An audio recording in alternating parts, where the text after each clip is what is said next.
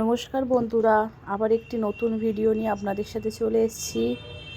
এখানে কড়া বসিয়ে দিয়েছি, কড়াতে সাদা তেল দিয়েছি, আর এখানে কালো সর্ষে দিলাম, তারপরে কাঁচা লঙ্কা কারি পাত্তা দিয়েছি, এবারে একটুখানি কাঁচা বাদাম দিচ্ছি। এই সব কিছু একটু ভালো করে আমরা ভেজে নেব।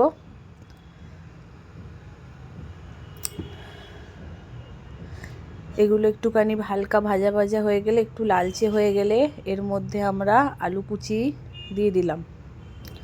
এবারে আলুটাকেও দিয়ে একটুখানি ভালো করে নাড়াচাড়া করে নিই। এটা ততক্ষণ ভাজা ভাজা হোক। চলুন ততক্ষণে আমরা চিড়েটাকে একটু ধুয়ে নিই। এবারে আপনারা বুঝতেই পেরেছেন কি বানাতে যাচ্ছি। চিড়েটা একটু ধুয়ে নেব।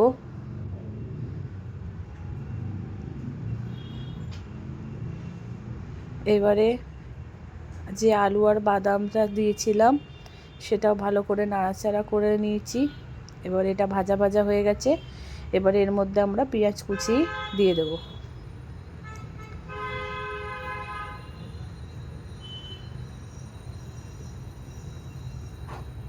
পেঁয়াজ কুচিটা দিয়ে আবার একটুখানি ভেজে নিয়ে এর মধ্যে পরিমাণ মতো নুন দেব আর অল্প হলুদ দেব।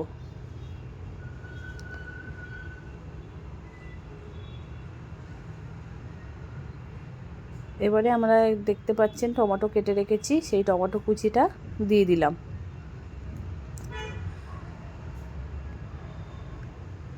আবার ভালো করে নাড়াচাড়া করে নেব। টমেটোটা একটুখানি যাতে গলে যায় সেজন্য এটা আরেকটু ভাজা ভাজা হবে।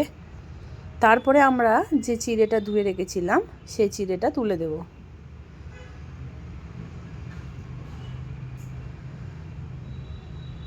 চিড়েটা দেওয়া হয়ে গেছে পুরো।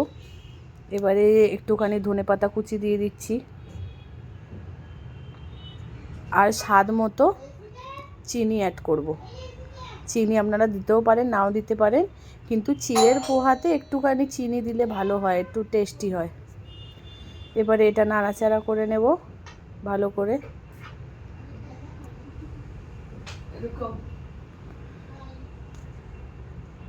ভালো করে মিক্স করতে হবে চিড়ের সাথে মশলাটা। তারপরে আমাদের রেডি চিড়ের পোহা। এবারে আমরা একটা প্লেটে সার্ভ করে দেব। তোমরাও এরকম করে ট্রাই করবে আর জানাবে কেমন হয়েছে। Thank you.